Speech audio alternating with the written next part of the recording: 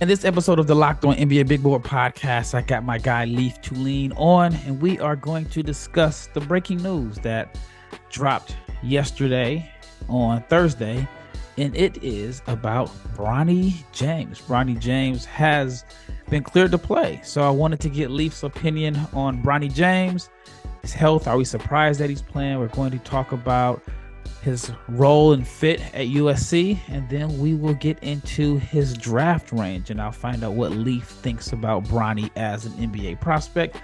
So stay tuned for this episode of the Locked On NBA Big Board podcast about Bronny James.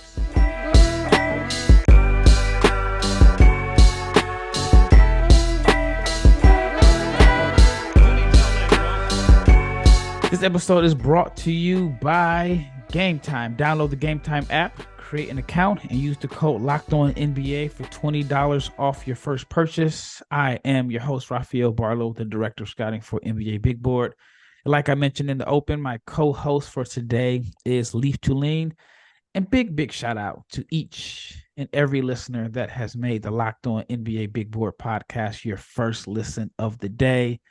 We are wrapping up 2023. It is December 1st. This year has blown by. It's blown by fast. We are down to the last month of 23. So 2024, it's the NBA draft class that a lot of people aren't really excited about. I'm actually excited about because it's so wide open. And before we get into talking about Bronny, I just wanted to hear your thoughts on 2024 so far. 2024 draft, that is. I like it because there's not a clear-cut favorite. Like Wembanyama, we knew was going to be the number one pick for 3 years. And that's not even much of an exaggeration. Yep. I think last year was particularly fun because it was regarded as a good class, and you had to pick, you kind of chose your stamp of like, oh, hey, this guy is better than this guy who was more highly recruited than him. And that was a couple, like for instance, Brandon Miller, a guy who you and I were both high on from early in the draft class, was very good. Whereas a couple of players that were regarded very high slipped off and were picked late or went back to school. This year, I think you know who's coming out and you know who's regarded in a similar fashion as top 10 picks, but you don't really see anyone have like a clear-cut favorite. You don't really have anyone separating themselves. And even in tier levels, I think there's an argument made like 1 through 12 almost that they're in the same tier, which is dangerous for teams drafting, but fun for people like us who are, evaluating these players, and we can have a definitive stamp on which class that's not clear cut and obvious where it's pretty much everyone's thinking the same thing. Yeah, I agree. And one of the players that coming into the season had a wide draft range, and some publications had him as a top 10 pick. I don't necessarily agree with that, was Bronny James. And unfortunately, he hasn't been able to play because he suffered cardiac arrest at a summer workout. But the report came out yesterday that he has been cleared to play. And I just want to read what I read on ESPN, that he will have a final evaluation with the USC staff this week with the plan to resume practicing next week and a return to games soon after. So that is definitely good news for Bronny James, the LeBron James family, Bronny James's fans, and USC. Are you surprised that he's playing? Because I actually thought, and I think it was me and you that talked about this when it first went down.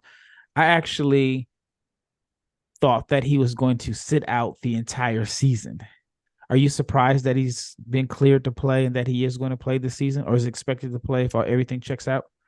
I think when it happened, my thoughts were like, okay, it really depends the timeline. And even then, even if it's early in the year, which I guess it is, only a few games in, I bet he has to train and play his way into a rotation for a team that has aspirations. And he's got to clear all these hurdles physically and probably mentally too. It's probably scary to go play basketball after that. So in a way, I'm surprised, but the way that right off the bat, USC, once they said, okay, you know what, like he appears to be trending in the right direction, he's gone through the medical procedures, they kind of had this almost bullishness that he'd be back earlier that surprised me. Whereas I thought, okay, this is a decorated kid, not necessarily all because of his game, but certainly because of his name. Fairly or unfairly, he's going to have a lot of scrutiny. And so maybe we protect this guy. But they were really bullish, like, hey, we're going to get him on the court right away. And I think in a way my timetable moved up just because I felt like you couldn't make up that much smoke without there being a fire. And I think that's what happened, is that he's progressed nicely behind the scenes, and now they're going to put him to the test to see how he does basketball wise. And I still think there's going to be a little bit of time before he really contributes. He may step on the court, play a few minutes, and it'd be more ceremonial than practical. But I'm curious to see what role he actually plays once he gets into the lineup, because USC has talent, but they're not great yet. Like, Isaiah Collier's established himself as probably the preeminent freshman in college basketball. Jacoby Walter's been very good. A couple of players in Kentucky may have a claim when it's all said and done. But Boogie Ellis and Isaiah Collier are really what they are right now. Kobe Johnson's the heart of the team, and then there's a lot of missing pieces, and I think he could be a connective tissue for that team pretty easily. Yeah, I agree 100%. I also believe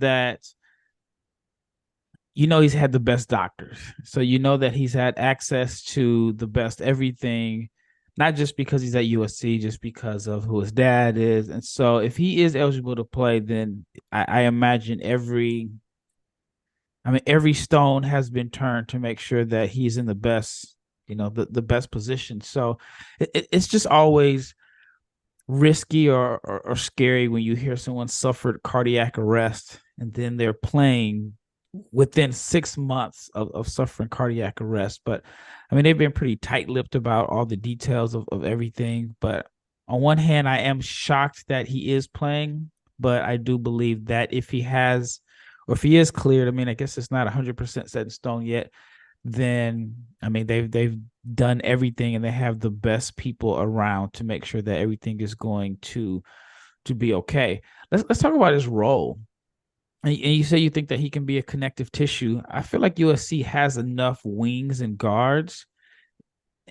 I think they're maybe a little bit thin on the front court, but where do you see his role? I know starting off, you had mentioned that you don't think that he's going to have like a significant role, but where do you see his role at the end of the season? Frankly, coming in even before the cardiac arrest, I didn't see him playing as big a role as NBA draft pundits would make it seem to be, like where he was in the first round of drafts. Some had him in the lottery. Yeah, so some had him in the lottery. A lot had him in the first round. Boogie Ellis scored 18 a game last year, came back for another year, and then Isaiah Collier's playing the point guard. So what's he playing? Is he going to play the off-ball kind of ball mover, open shot hitting, defensive-minded guard that can contribute and help those guys? Maybe, but that means you'd have to commit to a 3-guard lineup, and then your guard line's pretty small. And then Kobe Johnson has the capacity to play the 4, so that would be if he started. So I kind of had the mind that all along he was a multi-year guy. I didn't think he'd come out this year at any point. And now certainly with cardiac arrest, you hope all is well, but that certainly halts that prospect unless something miraculous happened and he really just jumps right into basketball and excels. But I think really what he's going to be is like a 20-minute a game guy if he gets to that level. And he's going to be a guy who can help close games with the guards on the floor. He's going to be defensive minded, almost like a 3-and-D at 6'3". And I'm skeptical of that role going to the next level. But based off what the team has and doesn't have, I think that that's not necessarily a role that's conducive to NBA scouts loving what he does right away. Yep. All right. When we return, I want to hear Leif's thoughts on Bronny as a prospect, just his scouting report prior to this season. And then in the last segment, we'll talk a little bit about his draft range and best case scenario. But before we get into the second segment, I wanted to talk to you about FanDuel, because as the weather gets colder, the NFL offers stay hot at FanDuel. And right now, if you are a new customer, you get $150 in bonus bets with any winning $5 moneyline bet.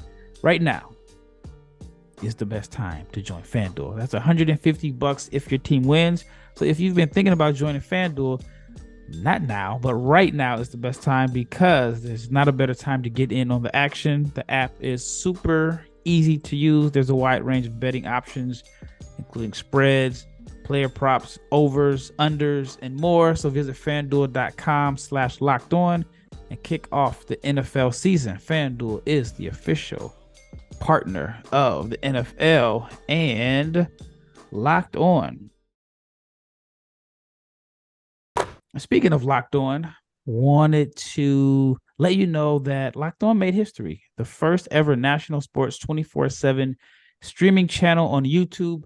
Locked On Sports Today is here for you 24 hours a day, 7 days a week, and it is covering the top sports stories from the day with the Locked On local experts, plus our national shows covering all of the top stories in every league. So go to Locked On Sports Today on the YouTube channel. Subscribe to the first ever national 24/7 streaming channel. Big shout out to Locked On for making that happen. All right, second segment. Wanted to get Leif's scouting report. Like, what was your scouting report on Bronny James coming into this season? Yeah, like I mentioned in the previous segment, and if you guys dig back down through the archives when we first discussed the everydayers, they remember. Yeah, the everydayers. You guys may remember I don't want to really call it pessimistic, but I would say just realistic view of the prospect himself. His role is to supplement other better players, even in college. So it just doesn't mean lottery player to me. So first round, you could say, okay, maybe if he really excels at his skill set, if he really shoots really well, and defensively, if he's super disruptive, maybe if his facilitation goes through the roof. I never saw him as a one and done guy just because of the guards in front of him. I think in his sophomore year, as presumably Isaiah Collier goes in the lottery, Boogie Ellis moves on. There's a chance for his sophomore year where he's the guy as a facilitator, and that's his best chance to be a highly picked player. But as is, knowing what the roster is and being a college basketball fan like I am, I just found it difficult to imagine that skill set would be so appealing, because I think he's a solid shooter, but unspectacular. I think he's a solid defender, but unspectacular. And as a facilitator, I think that's probably one of the best things he does, but he won't have the ball in his hands to demonstrate that very often. And rarely do you take a guy as a secondary or a tertiary facilitator that plays off the bench in the first round, much less in the lottery, I think it's unfair to have these expectations placed upon him erroneously just because of who his dad is. And I always pity players like that. You see this from many, many great fathers, and their sons aren't quite what they are, and they appear as failures. That's not what it is. It's just realistic. If you're evaluating the draft prospect himself, I think it's harder to convince yourself, oh, that's a lottery guy based off what he is, as opposed to what you want him to be. Yeah, I agree. Speaking of his dad, and I don't know how true this is, but I see a quote that says LeBron James said that if Bronny makes his USC debut on the same day the Lakers are playing, he will miss the Lakers game to attend Bronny's game. Family over everything. Let's say this is accurate. I mean, it's on the internet. Respect it. I respect it. And I'm sure he's going to draw a lot of criticism for it, just because people are going to criticize LeBron for whatever he does. But you think that's a good idea? You think the Lakers can afford to throw games? Not necessarily throw games, but you think the Lakers can afford? I mean, it's still early in the season. No, I think it's probably a bigger day for LeBron to go see his son than it is a regular season basketball game, and it's something that he's passionate about. So I'm all for it, honestly. I actually respect him for saying it outright as opposed to just doing it and then explaining it afterwards. So I like it, honestly. I think that type of stuff is overlooked in the industry of sports, of like where you're like, oh, you know what, like I'm gonna go play because, and then they have these stories that are like sob stories where, you know, they play a game even though someone's ailing, and then they don't see him, and then they have some miraculous finish, and it's a sob story, like Joe Dumars' story. Like that's horrible. Yeah. He was unbeknownst to him. He played. He had a spectacular game, and he goes home and he hears horrible news. Obviously, this is great news, so he might as well go to it and acknowledge it as opposed to watch it on tape delay. Yeah, I can see that there's going to be people that make a really big deal, that they're going to applaud him for family over everything. And then there's going to be somebody that finds someone in the crowd that says, I spent X amount of money and I drove X amount of miles, or I flew 13,000 miles from Antarctica. I'm exaggerating here to watch LeBron play, and he doesn't play. It's really a no-win situation in a sense for LeBron, but I definitely respect it. I mean, it's a big deal, and I imagine LeBron has missed a large chunk of Bronny's high school games during the season because he's been traveling. I mean, he's probably been able to attend a lot of the AAU games, but official high school games, I would imagine he's missed a significant amount of those games. So back to his scouting report. I know for me, I was kind of torn. I was trying to be very objective and see him as Bronny James, the basketball player, not Bronny James, the son of LeBron James. And then I kind of turned the corner a little bit on him as a prospect when I saw him at the McDonald's game. He was knocking down shots. He played well. And I mean, there were guys that are a lot more highly touted than him that didn't have strong stat lines. On one hand, I get the vision. I see him as a connector, knockdown, not necessarily knockdown shooter, but somewhere down the line, you hope he's a knockdown shooter, a guy that can defend. I think one thing NBA teams will appreciate about Bronny would make him one of the safer prospects in this draft. And it's something that a lot of people just really don't consider. But he's someone that you already know is used to the limelight and the attention and the fame. So he won't be, or you don't expect him to be distracted. And it happens all the time. Every year there's someone in a draft class that is 19 years old or 20 and struggle with the newfound money and the travel schedule and the attention that comes along with being an NBA player. They lose focus. And I think with Bronny, I mean, he's been famous for a long time, so there won't be that adjustment. But one of the things that's really interesting to me about this whole situation is, the LeBron has said that he wants to play with his son. Most people don't consider him a one and done. Just outside of some of the media that a lot of people believe are pushing the narrative, the average person probably doesn't see him as a one and done. But I think, of course, USC is in the larger market. It's close.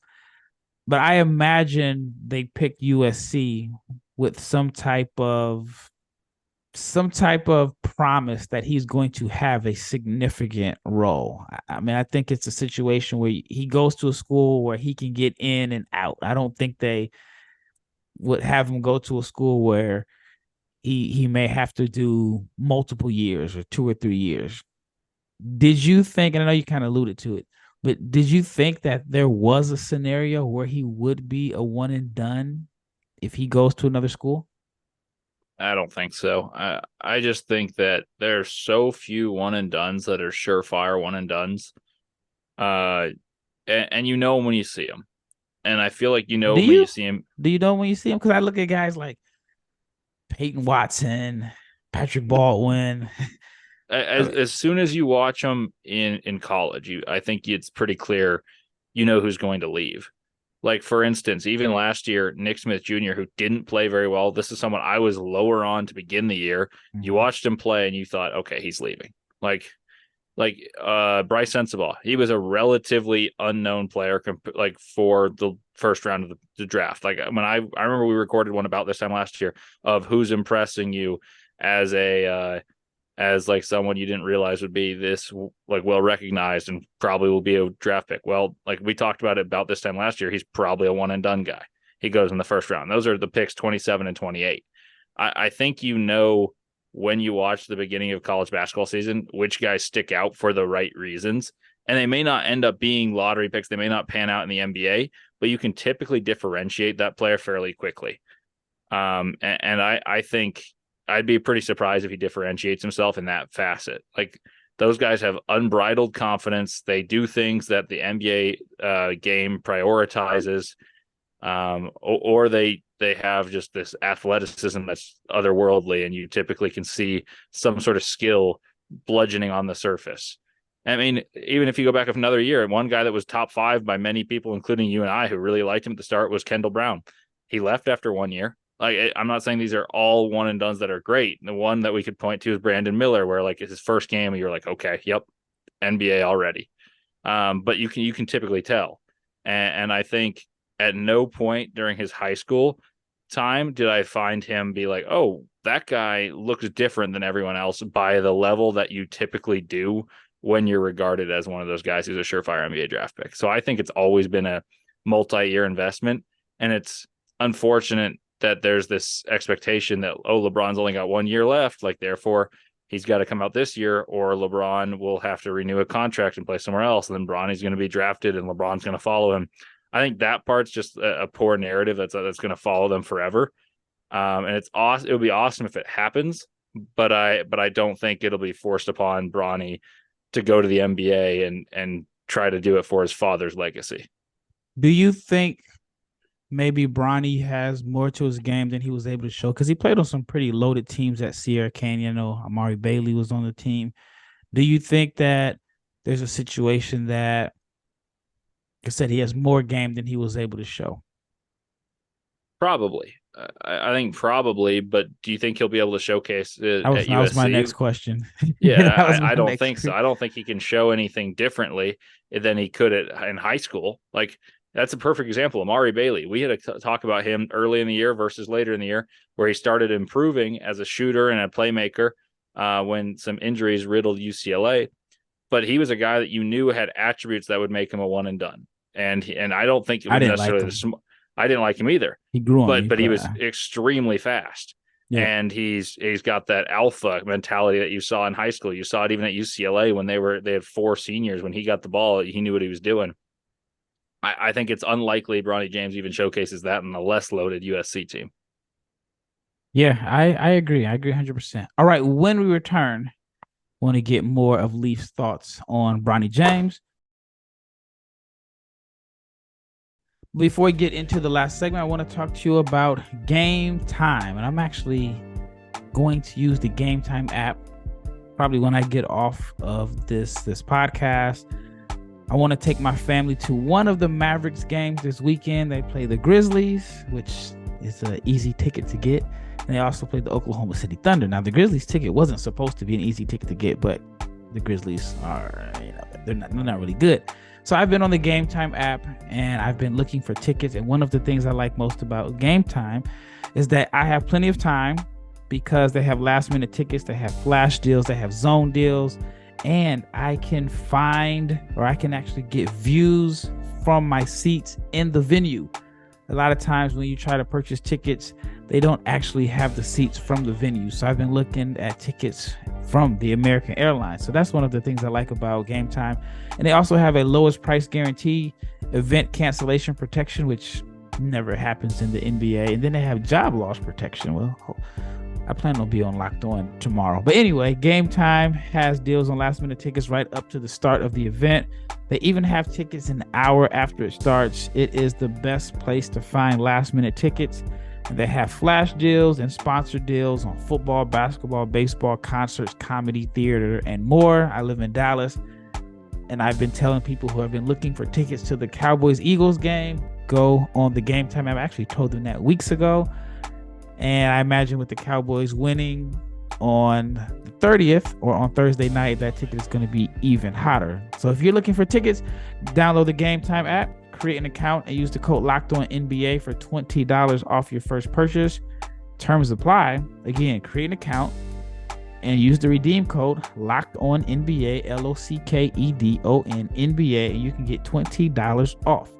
Download the Gametime app today. Last minute tickets, lowest price guaranteed. All right, last segment. I wanted to get Leif's thoughts on Bronny's draft range, which is all over the place. I saw top 10. I saw first round. Some people don't even think he is a one and done guy. And I imagine unless something crazy happens, which I think can be tough. I mean, it can be possible, but just the way USC is set up, the fact that he hasn't played in a while, I think it's an uphill battle for him to be a one and done first round pick. So I wanted to get your thoughts, Leif, on his draft range. Best case scenario. 25 to 40. I just And what happens for him to get in that range? he shoots the cover off the basketball. And it's a small sample size and it intrigues a team enough. And they say, well, maybe with the ball in his hands, he can pass and he can orchestrate the offense because we already know he can shoot. And we know he's an intelligent basketball player. And I even then think it would probably be a reach. Just because if he were to shoot the cover off the basketball, the sample size would be fairly small because he's already missed some time. He figures to miss more time before he plays significant minutes. And it's just an uphill climb, like you said. So that's the recipe. He has to shoot the absolute cover off the basketball. And I think it's possible he shoots well. I think that team will get good looks. They'll have guards that can create, and he'll be someone who will be a beneficiary of Isaiah Collier's ability to get to the basket and kick out the ball. And I mean, Kobe Johnson's not necessarily a prolific shooter, but he's getting great looks, and I think Bronny could do the same thing. But yeah, that's kind of the best case scenario for me. I hope I'm wrong. I really do. I hope he excels right off the bat, and he's picked in the lottery, and his health is phenomenal, and he's ready to go, and he looks like a great addition to a pretty good basketball team in USC.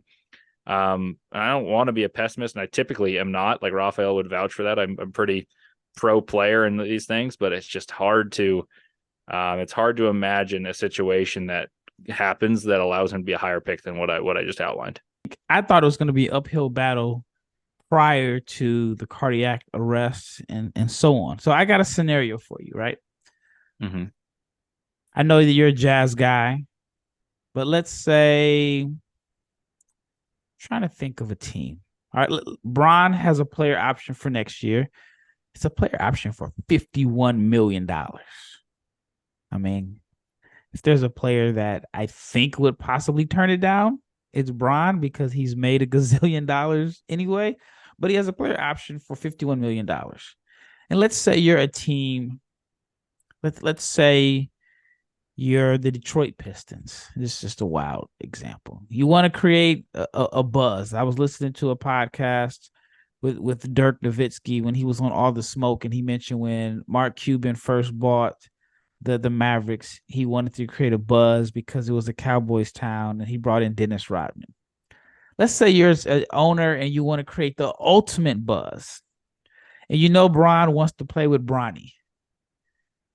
Would you draft Bronny in the late first round or early second round with the hopes of signing LeBron? You're immediately going to be on TV. I mean, it's going to be a great business decision for your pocketbook, for your city. It will impact, I mean, everything from the restaurants around the arena, the parking attendants. I mean, it will boost the economy. Would you make that choice? In the second round, I'm okay with it. I think there's something to be said for moving your money up and just generating buzz, and I think that typically works out in some capacity. I would definitely not do it in the first round, and even in the late first round, I don't think so, because this year, we talked about this at the outset, is a draft where not a ton of players at the top have this like unbelievable ceiling, but that typically means that some of these guys in the mid to late round end up finding their niche on a team, and they're going to excel in some capacity. And it's a really just, hey, this is my scouting department. We believe in this guy, and they find the right guy.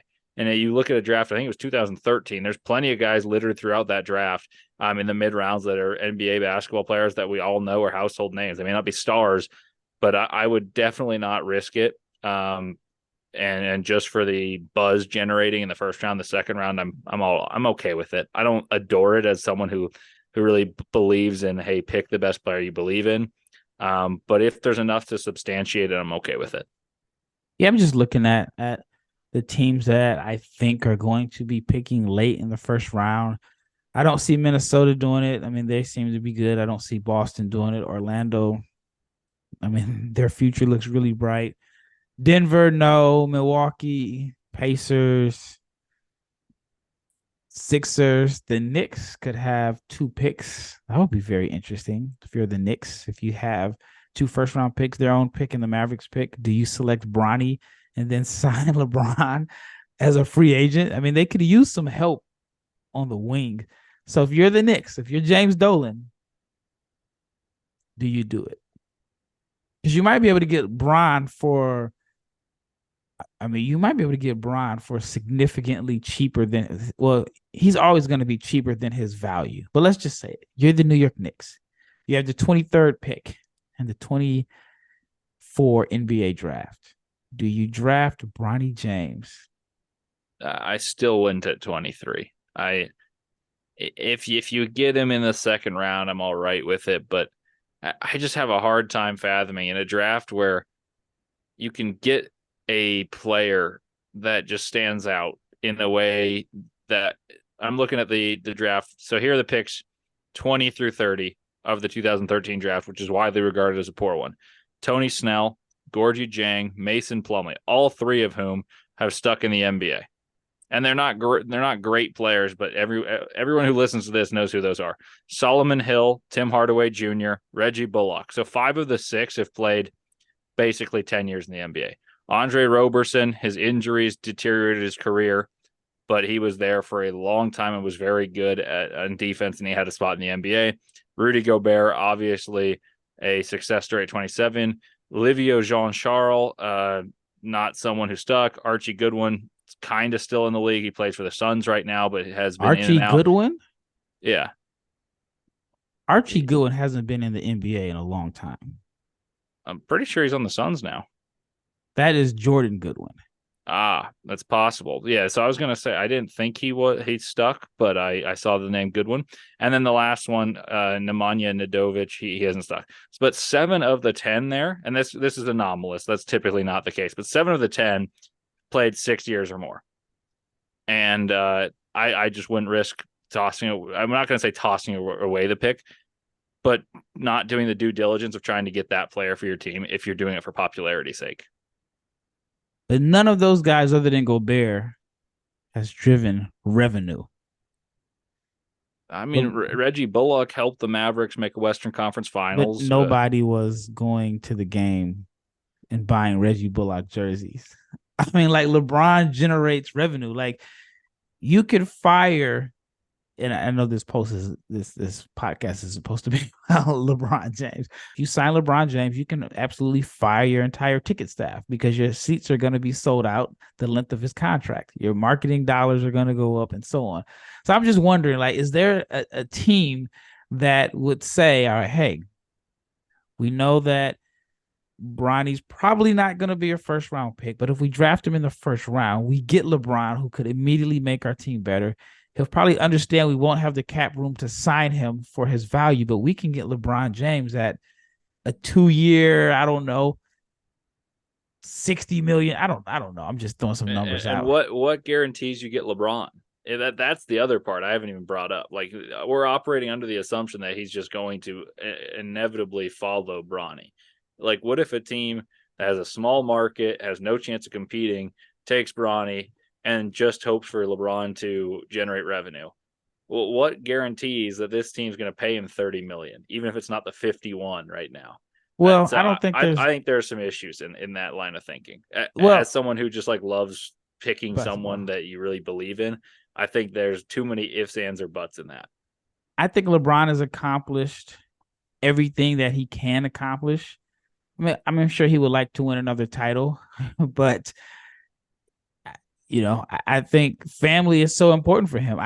The fact that if this statement is true, that he's saying that he's going to miss a game to watch Bronny's first game, kind of would make me as an owner say he really values family over everything at this point, and he would love to play with his son. And you have to think about it. The NBA, I mean, everyone thinks that owners are all about winning games. Sure, they want to win, but they're all about generating money and income and a buzz. And so I wonder, is there an owner that would be willing to take that risk and that gamble, thinking that you can get LeBron James if you draft Bronny? Well, that wraps up this episode. We had a little fun talking about it.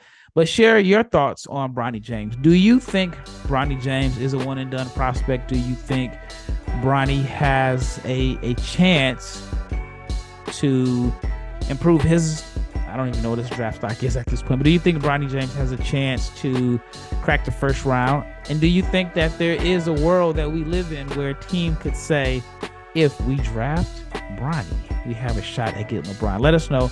Once again, it's Rafael, Barlowe, and Leif, Thulin, and we are out.